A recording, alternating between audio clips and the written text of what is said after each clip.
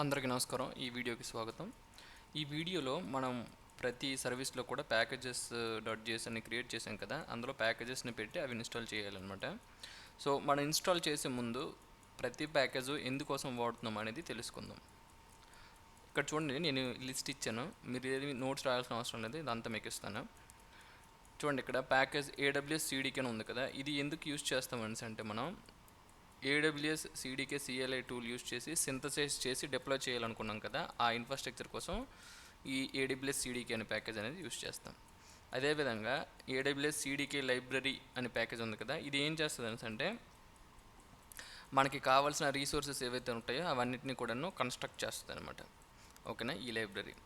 అదేవిధంగా కన్స్ట్రక్ట్స్ అనే ప్యాకేజ్ ఉంది కదా, ఇది ఏం చేస్తుందంటే ఆ కన్స్ట్రక్షన్కి కావాల్సిన క్లాసెస్ లైబ్రరీస్ ఉంటాయి కదా, కంపోజబుల్ థింగ్స్, అవన్నిటిని సమకూరుస్తుంది. అదేవిధంగా ఇక్కడ టైప్ స్క్రిప్ట్, దీని గురించి మీకు తెలుసు. టైప్ స్క్రిప్ట్ ఏం చేస్తుందంటే కంపైల్ చేస్తుంది. మనం రాసిన టీఎస్ కోడ్ని, టైప్ స్క్రిప్ట్ కోడ్ని జావా స్క్రిప్ట్ కింద కంపైల్ చేస్తుంది, ఎందుకంటే ఫైనల్గా వెళ్ళేది జావా స్క్రిప్టే. అలాగే ఇక్కడ చూడండి, టైప్స్ ప్యాకేజెస్ ఉన్నాయి కదా, అండర్స్కోర్ టైప్స్ ప్యాకేజెస్. ఇవి ఏంటంటే మనం ఏదైతే ప్యాకేజ్ ఇన్స్టాల్ చేస్తామో మనం టైప్ స్క్రిప్ట్ కోడ్ వాడుతున్నాం కాబట్టి దానికి సంబంధించిన టైప్స్ ఉండాలి. అప్పుడే మనం ఆ టైప్ డెఫినేషన్స్ ఉంటేనే మనం రాసిన కోడ్ అనేది సింటాక్స్ ఎర్రర్స్ లేకుండా కంపైల్ అవుతుంది.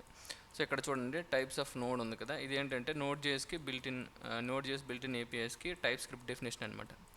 అదేవిధంగా జస్ట్ ఫ్రేమ్వర్క్కి కూడా టైప్స్ ఆఫ్ జస్ట్ అని ఉంది. అదేవిధంగా యూయూఐడి అని ఒక లైబ్రరీ, అంటే మనం యూనిక్ ఐడెంటిఫికేషన్ నెంబర్ని క్రియేట్ చేయడం కోసం యూయూఐడి అనే లైబ్రరీని వాడతాం.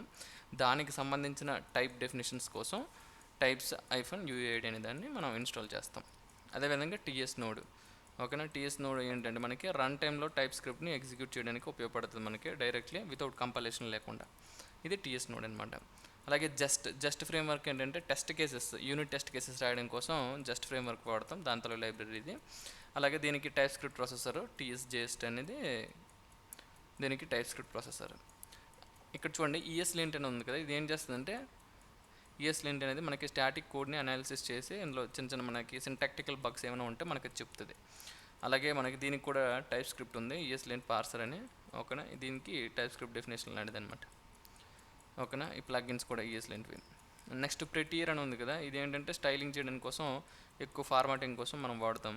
ఓకేనా, ఇది మన కోడ్ వీలైనంత ప్రెట్టీగా బ్యూటిఫుల్గా ఉండడం కోసం. అలాగే ఇక్కడ చూడండి, హోనో అని ఉంది కదా, ఇది జనరల్గా ఏం చేస్తుందంటే లైట్ వెయిట్ హెచ్టిటిపి ఫ్రేమ్వర్క్ అనమాట.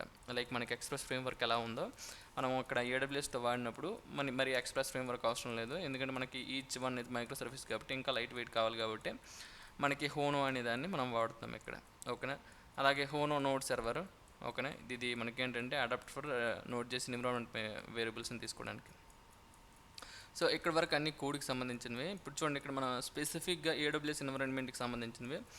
AWS SDK client Cognito identity provider. ఇది దేనికంటే మనకి కాగ్నిటోతో మనం ఆపరేషన్స్ అన్నీ చేయాలి కదా, దానికోసం. అదేవిధంగా డైనమోడిబి కోసం.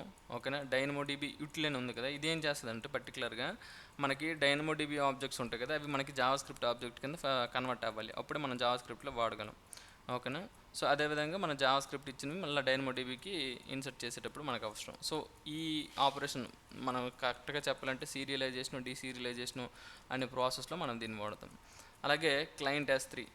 ఓకేనా, మనం S3తో మనకి పని ఉంది, అందులో మనం ఫైల్స్ అన్నీ వేయడం, డిలీట్ చేయడం ఇలాంటివన్నీ చేస్తుంటాం కాబట్టి, ఇమేజెస్ గట్రా అప్లోడ్ చేయాలనుకున్నాం కాబట్టి S3 అది.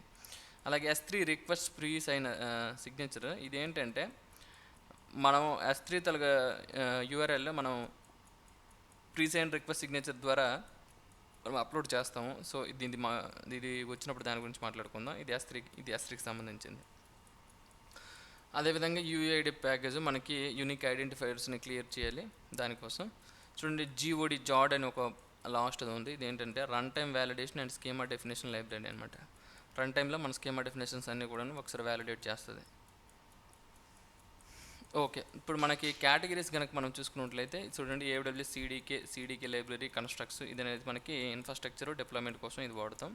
అలాగే డెవలప్మెంట్ టూల్స్ మనం చూసుకున్నట్లయితే type script, TS node, type node. ఓకేనా, జస్ట్ ఇవి టైప్స్, ESLint, ప్రెటియర్ ఇలాంటివన్నీ. Core applications. ఓకేనా, ఏంటంటే హోనో, జాడ్, యూఐడి కోర్ అనమాట. స్పెసిఫిక్గా ఏడబ్ల్యూఎస్ కోసం మనం వాడినప్పుడు చూడండి, ఏ సర్వీస్లో మనం స్పెసిఫిక్గా వాడతామంటే ఆత్ సర్వీస్లో మనం కాగ్నిటో వాడతాము. అది మనకి అథెంటికేషన్ కోసం అవసరం. అలాగే ప్రాజెక్టు మెటీరియల్ ప్రోగ్రెస్ ఈ సర్వీసెస్లో మనం డైనమోడిబి S3 వాడతాం. ఇది ఎందుకోసం అంటే డేటా ఉన్న మన ఫైల్స్ని స్టోర్ చేయడం కోసం. అదేవిధంగా వర్కర్ డాష్బోర్డ్లో మనం డైనమోడిబి వాడతాం. ఇక్కడ ఏంటంటే మనం ఓన్లీ క్వైరింగ్ చేసుకొని అందులో ఏముందో ఏంటంటే తెలుసుకుంటాం. ఆల్ స్టోరేజ్ సర్వీసెస్ మనకి S3 pre sign for secure file access. ఓకేనా, స్టోరేజ్ సర్వీసెస్ మనం ఏమైతే స్టోర్ చేయాలనుకుంటున్నామో ప్రీ సైన్ URL యూస్ చేసి సెక్యూర్గా మన ఫైల్స్ని స్టోర్ చేయొచ్చు. ఇదండి ఈ ప్యాకేజెస్ ఎందుకు మనం వాడుతున్నాము అనే దానికి డిస్క్రిప్షన్. దీని తర్వాత మనం ప్యాకేజెస్ని ఇన్స్టాల్ చేసేద్దాం. మనం జనరల్గా ప్యాకేజెస్ ఇన్స్టాల్ చేస్తే కోడ్ రన్ అయిపోద్ది, కానీ అది ఎందుకు ఏంటి అనేది మనకు తెలుసుకోవడం అనేది చాలా ఇంపార్టెంట్. సరేనా, థ్యాంక్ యూ ఫర్ లిజనింగ్ అండి. నెక్స్ట్ వీడియోలో మనం ప్యాకేజెస్ని ఇన్స్టాల్ చేసేద్దాం.